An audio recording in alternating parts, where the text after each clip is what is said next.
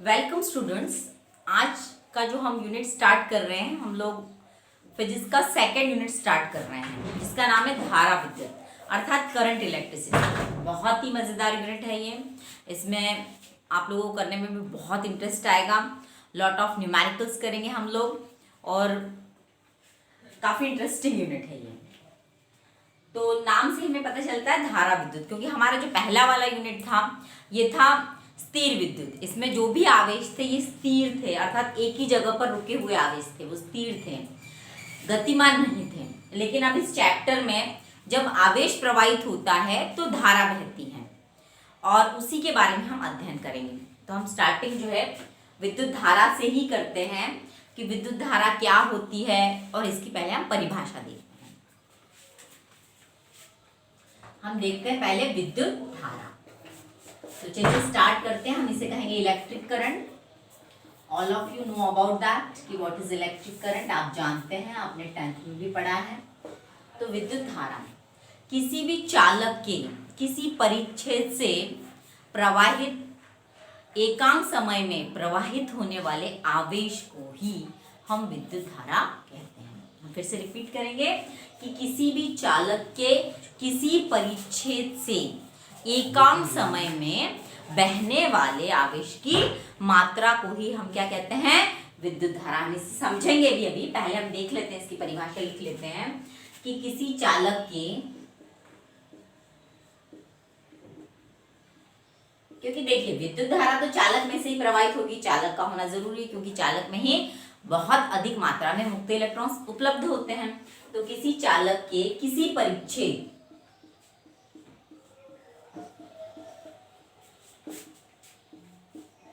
से एकांक समय में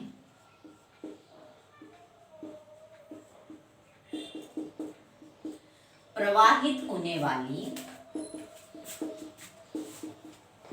आवेश की मात्रा को हम क्या कहते हैं, विद्युत धारा कहते हैं।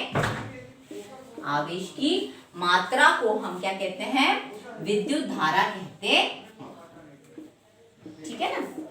अब हम देखते हैं इसको कि किसी चालक के किसी परिच्छेद क्या होता है बच्चों, जैसे कि कोई वायर है, ठीक है ना, तो उसका जो क्षेत्रफल है उसे हम बोलेंगे परिच्छेद। तो उसके परिच्छेद से बहने वाली जो आवेश की मात्रा होगी परंतु एकांक समय में, उसको हम क्या कहते हैं, विद्युत धारा। अर्थात विद्युत धारा क्या हुआ, विद्युत धारा बराबर क्या हो गया, आवेश बटे एकांक समय। जब हम कहते हैं तो इसका अर्थ है कि हमें सदैव जब हम कोई भी राशि को एकांक लेते हैं तो वो हमेशा अपॉन में आती है।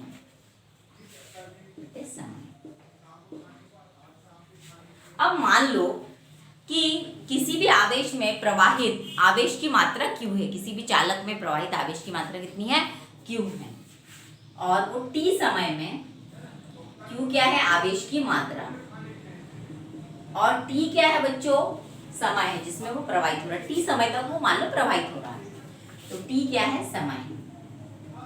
तो विद्युत धारा को हम I से दर्शाते हैं, तो I बराबर क्या हो जाएगी, Q अपॉन T। हमने परिभाषा की है कि एकांक समय में किसी चालक में प्रवाहित विद्युत धारा आवेश की मात्रा को हम विद्युत धारा कहते हैं। अर्थात I बराबर क्या होगा, Q अपॉन T। लेकिन अब समझिए, क्योंकि विद्युत धारा इलेक्ट्रॉनों के प्रवाह के कारण ही होती है, तो यदि हमने लिख दिया है कि I बराबर क्या कहा है हमने, I इज इक्वल टू हमने कहा है Q अपॉन T। यदि किसी चालक में n इलेक्ट्रॉन्स प्रवाहित हो रहे हैं, मुक्त इलेक्ट्रॉनों की संख्या कितनी है, n है। आप जानते हैं एक इलेक्ट्रॉन पर कितना आवेश होता है, n इलेक्ट्रॉन्स प्रवाहित हो रहे हैं, यानी इलेक्ट्रॉनों की संख्या है n। चालक में से, हम चालक बार बार कह रहे हैं भाई, क्योंकि विद्युत धारा तो चालकों में ही प्रवाहित होती है, ठीक है ना। विद्युत धारा केवल चालकों में ही प्रवाहित होती है, कुछ चालकों में प्रवाहित नहीं होती। इसके पहले वाले चैप्टर में हमने देखा था पराविद्युत, वो तो एक प्रकार के कुचालक ही होते हैं, पराविद्युत यानी कुचालक होते हैं। पर चूंकि वहां पर स्थिर आवेश थे तो वो उनका जो है वो विद्युत प्रभाव दर्शाते हैं, हालांकि उनमें से इलेक्ट्रॉन या आवेश प्रवाहित नहीं होते हैं, पर वो विद्युत का प्रभाव दर्शा रहे थे। पर इस चैप्टर में सब चूंकि विद्युत धारा से संबंधित है, तो इसलिए जो भी रहेगा इसमें पदार्थ वो चालक ही लेंगे हम, क्योंकि चालकों में ही विद्युत धारा प्रवाहित होती है, क्योंकि उनमें मुक्त इलेक्ट्रॉन्स उपस्थित होते हैं जो विद्युत धारा के लिए रिस्पॉन्सिबल यानी जिम्मेदार होते हैं।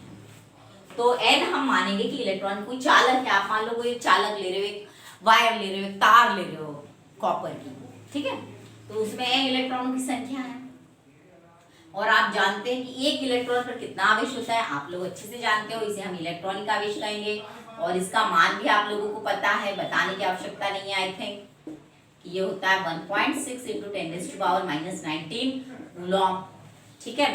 तो भाई उस चालक में आवेश कितना हुआ, Q बराबर क्या होगा Ne, और T समय में ये इलेक्ट्रॉन्स जिनकी संख्या n है ये प्रवाहित हो रहे हैं, तो कितना रहेगा बच्चों, उसमें विद्युत धारा कितनी प्रवाहित होगी, I बराबर Me/T। भाई क्योंकि I बराबर क्या है Q/T, Q कितना है क्योंकि उसमें n इलेक्ट्रॉनों की संख्या है उस चालक में और एक इलेक्ट्रॉन पर आवेश होता है जिसे हम इलेक्ट्रॉनिक आवेश या मूलभूत आवेश कहते हैं। ये कितना होता है 1.6 × 10⁻⁻19 कूलॉम। तो Q बराबर कितना हो जाएगा n × E और I बराबर हो जाएगा n × E/T। तो यही क्या रहेगी उसमें प्रवाहित विद्युत धारा। तो ये हमारा विद्युत धारा से संबंधित था। अब अगला हम टॉपिक देखेंगे कि विद्युत धारा का मात्रक।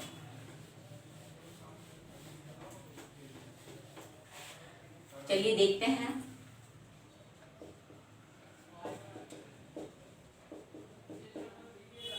विद्युत धारा का SI मात्रक जो होता है वो होता है एम्पियर। आप जानते हैं, अच्छे से आप लोगों को पता है, ये आप लोग पढ़ भी चुके हैं। तो विद्युत धारा का SI मात्रक क्या होता है एम्पियर।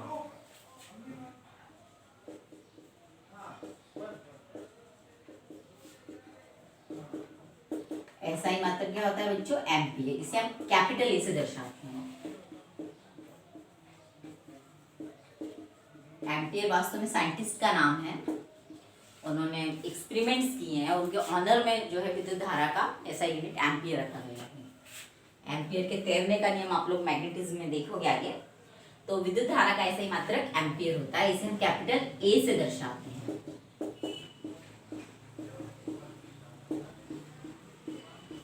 अन्य मात्रक भी हम यूज करते हैं, क्योंकि देखिए हम जो पढ़ रहे हैं उसमें एम्पियर हमारे लिए बहुत बड़ा यूनिट है।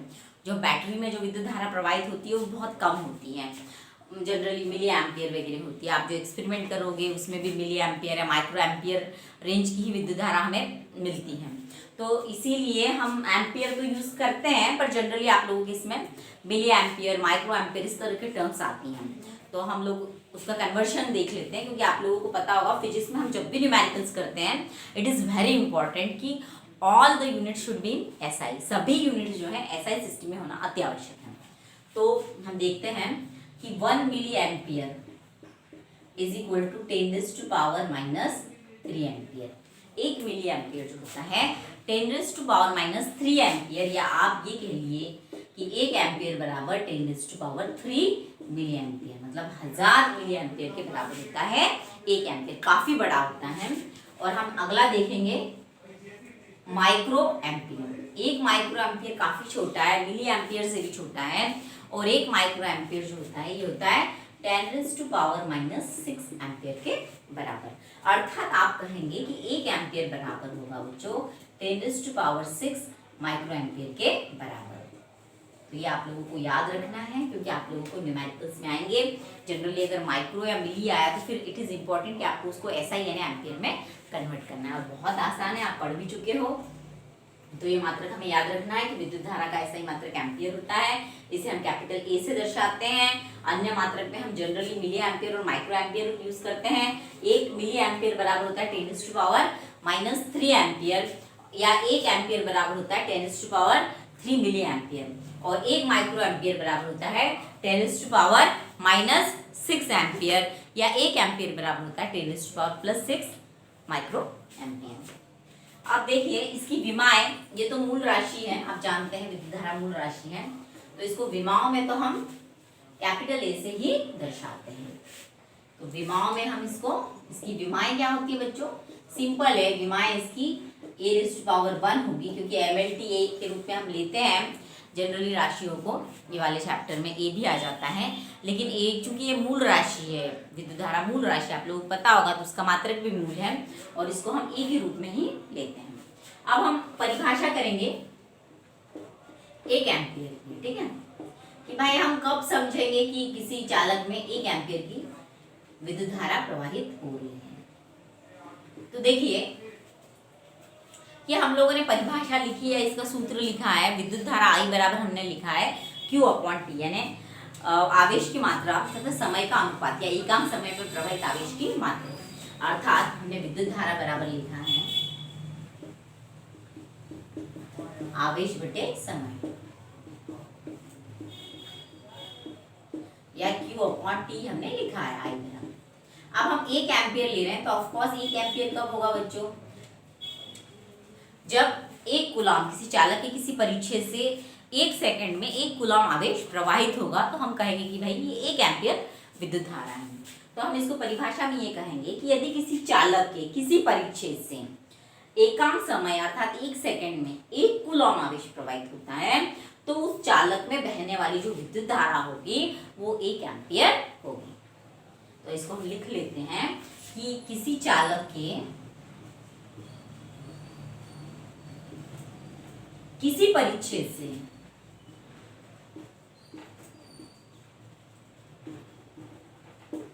यदि, देखिए 1 सेकेंड 1 कूलम अपॉन 1 सेकेंड बराबर 1 एम्पियर रहेगा। तो यदि एकांक समय अर्थात 1 सेकेंड ही होता है, एकांक समय, या आप ब्रैकेट में लिख लीजिए 1 सेकेंड समय में 1 कूलम आवेश प्रवाहित होता है,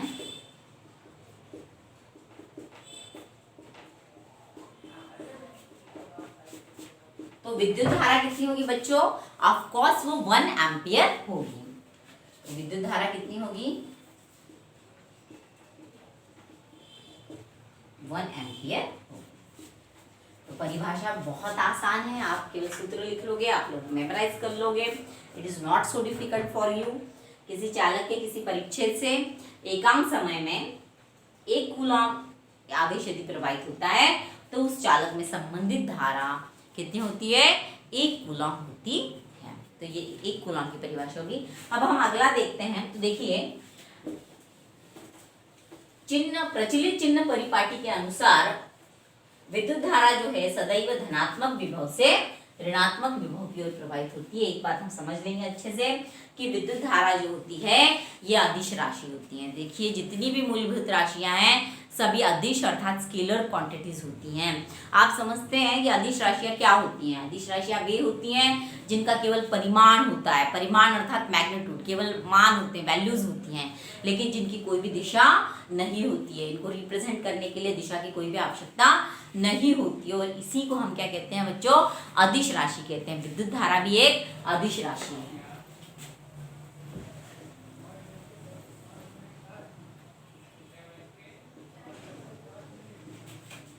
विद्युत धारा एक अदिश राशि है और प्रचलित चिन्ह परिपाटी के अनुसार by conventional flow of current, conventionally हम प्रचलित चिन्ह परिपाटी के अनुसार इसकी दिशा धनात्मक या पॉजिटिव टर्मिनल से नेगेटिव टर्मिनल या पॉजिटिव पोटेंशियल से नेगेटिव पोटेंशियल अर्थात धनात्मक विभव से ऋणात्मक विभव की ओर लेते हैं।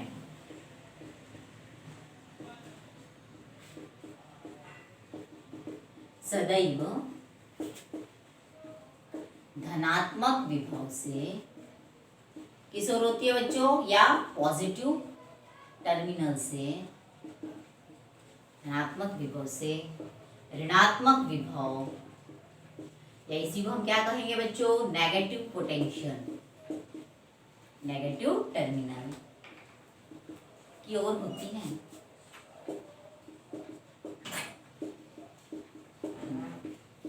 अब आप लोगों को क्यूरियोसिटी लग रही होगी कि अभी मैंने कहा कि ये एक अदिश राशि है, फिर मैंने ये भी कह दिया कि भाई इसकी दिशा धनात्मक विभव से ऋणात्मक विभव की ओर है अर्थात पॉजिटिव टर्मिनल से नेगेटिव टर्मिनल की ओर है। सो कंफ्यूजन आप लोगों के माइंड में होगा कि भाई जब आपने अदिश कह दिया तो फिर इसकी दिशा क्यों है, ठीक है ना, कि इसकी दिशा क्यों है। तो देखिए समझिए, ये अदिश इसलिए है क्योंकि इसकी दिशा सदैव, हमेशा, कोई भी स्थिति हो, ये सदैव पॉजिटिव से नेगेटिव की ओर ही होगी। ये किन्हीं भी स्थितियों में हम इसको नेगेटिव से पॉजिटिव की ओर नहीं मानेंगे। जैसे समय देखिए, इसके एग्जाम्पल में हम समय देख लेते हैं। समय पहले क्या होता है बच्चों? Past, present, then future. भूत, वर्तमान तथा भविष्य। समय की भी दिशा का निर्धारण हम कहते हैं कि भूतकाल से वर्तमान और वर्तमान से फिर भविष्य। तो ये समय की दिशा है। पर मुझे बताइए कि क्या समय वर्तमान से भूत में आ सकता है? नेगेटिव समय आ सकता है क्या? नहीं, हम नहीं ले सकते हैं। भूत से डायरेक्ट हम भविष्य में जंप कर सकते हैं? नहीं कर सकते हैं। तो इस तरीके से जो है समय की भी दिशा का निर्धारण जो है इसी तरीके से, भूत से वर्तमान, वर्तमान से भविष्य, इसकी एक ही दिशा होती है।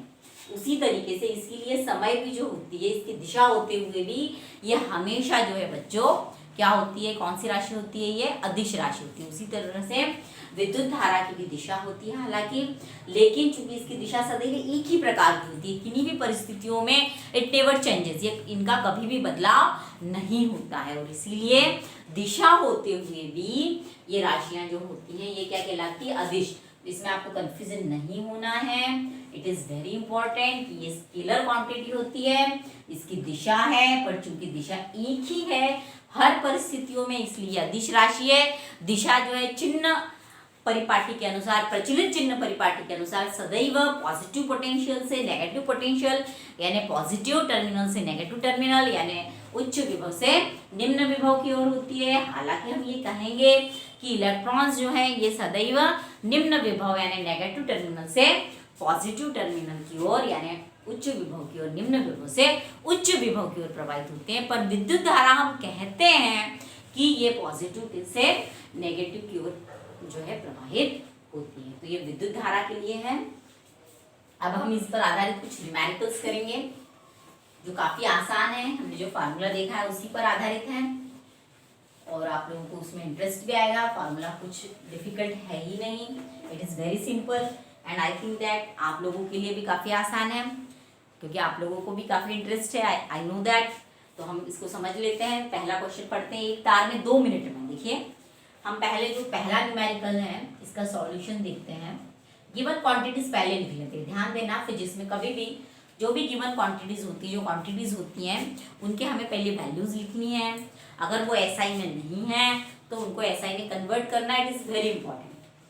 या फिर हम 10 की पावर में भी कन्वर्ट करते हैं। ये मैं आपको पहले ही बता चुकी हूँ कि सभी राशियों को जो है 10 की पावर में कन्वर्ट करना भी इंपॉर्टेंट है। तो एक तार में 2 मिनट, तो देखिए टाइम टी बराबर क्या होता है बच्चों? 2 मिनट लिखा है इन्होंने। 2 मिनट, मिनट तो कोई ऐसा यूनिट नहीं है। टाइम का ऐसा यूनिट क्या है? सेकेंड है, ठीक है। तो टाइम का ऐसा यूनिट सेकेंड है, जिसको हम सेकेंड में कन्वर्ट कर लेंगे। कैसे करेंगे भाई? 60 से गुना कर देंगे तो ये हो जाएगा 120 सेकेंड। वेरी गुड, समझ में आ गया मुझे कि आप लोगों को भी समझ में आ रहा है। 12 कूलम आवेश इसमें प्रवाहित हो रहा है कि एक तार में 2 मिनट में 12 कूलम, 12 कूलम आवेश जो है प्रवाहित हो रहा है। हाँ, समझ गए आप लोग भी कि Q बराबर कितना है यहाँ पर? 12 कूलम। Very good. तो तार में धारा की हमें गणना करनी है। धारा का सूत्र क्या लेंगे हम? I is equal to Q upon T। Q कितना है बच्चों? 12 यानी 12 अपॉन T कितना है? 120 सेकेंड। 12/120 करेंगे हम तो कितना आएगा? 0.1 एम्पियर। तो इसीलिए उस तार में प्रवाहित विद्युत धारा कितनी होगी? ऑफ कोर्स वो कितनी होगी? 0.1 एम्पियर, ठीक है ना। क्योंकि उसमें सिंपल हमने कुछ नहीं किया है, इसमें मिनट को जो है कन्वर्ट कर दिया है। सूत्र I बराबर Q अपॉन T लिया है। दोनों क्वांटिटीज गिवन है और केवल कूलम दिया है, इसलिए उसको कन्वर्ट करने की हमें कोई भी आवश्यकता नहीं है। हम अगला सेकंड करेंगे बच्चों। सेकंड भी आसान है, आप देखेंगे समझ जाएंगे। It's so simple for you. Second देखिए आप, गिवन क्वांटिटीज हम लिख लेते हैं। देखो एक तार के परिच्छेद से यदि 1 मिली सेकेंड में समय कितना है बच्चों? 1 मिली सेकेंड, तो T बराबर हम लिख लेते हैं 1 मिली सेकेंड। मिली सेकेंड आप समझते हैं, सही है। देखिए सेकेंड जो है ये ऐसा यूनिट है तो हम इसको किस में लिखेंगे? सेकंड में लिखेंगे, क्योंकि देखिए सेकंड ऐसा, ये मिली को हम किस में कन्वर्ट करेंगे, सेकंड में। तो समय कितना होगा, t बराबर 10⁻³ सेकंड में यदि 10⁻⁶ इलेक्ट्रॉन्स गुजरते तो ये क्या है बच्चों, ऑफ कोर्स ये किसकी संख्या है, इलेक्ट्रॉनों की संख्या है, जिसको हम किससे दर्शाते हैं, n से। तो n यहाँ कितना दिया हुआ है, 10⁻6 इलेक्ट्रॉन्स। ठीक है, तो तार में बहने वाली धारा की हमें गणना करनी है। बहुत आसान है, I बराबर क्या होता है, Q/T, लेकिन Q बराबर क्या होता है बच्चों, N×E, जहाँ N क्या है, इलेक्ट्रॉनों की संख्या है, E क्या है, इलेक्ट्रॉनिक आवेश है। आप जानते हैं कितना होता है, हम साइड में इसको कर लेते हैं कन्वर्ट। Q बराबर कितना होगा, देखिए N दिया है 10⁻6 गुणित E कितना होता है 1.6 इंटू 10⁻⁻19, तो ये आ जाएगा 1.6 इंटू 10⁻⁻13। देखो -19 + 6 करेंगे तो कितना आएगा, -13 आएगा। Very good. ठीक है, तो ये हो गया Q। और T कितना दिया हुआ है, T भले ही उन्होंने मिली सेकंड में दिया है, पर हमें उसको कन्वर्ट किस में करना है, सेकंड में कन्वर्ट करना है। हमने कर लिया है, तो इसको हम यहाँ लिख लेते हैं। तो 1.6 इंटू 10⁻⁻13 अपॉन टाइम 10⁻⁻3। तो अब आप देखिए ये -3 अगर ऊपर चला जाएगा तो इट विल बी +3, और ये कितना आएगा बच्चों, 1.6 इंटू 10⁻10, लेकिन ये क्या रहेगा, एम्पियर। -13 + 3 कितना आएगा, 10⁻10 एम्पियर। ये उस चालक तार में प्रवाहित विद्युत धारा की मात्रा होगी। It's so simple. तो आप इतना कर लीजिए। आज के लिए हम इतना ही देखते हैं। कल हम देखेंगे धारा घनत्व, और उसके बारे में जानेंगे हम। कल और भी इंटरेस्टिंग चीज़ें पढ़ेंगे हम अगले लेक्चर में। So thank you students.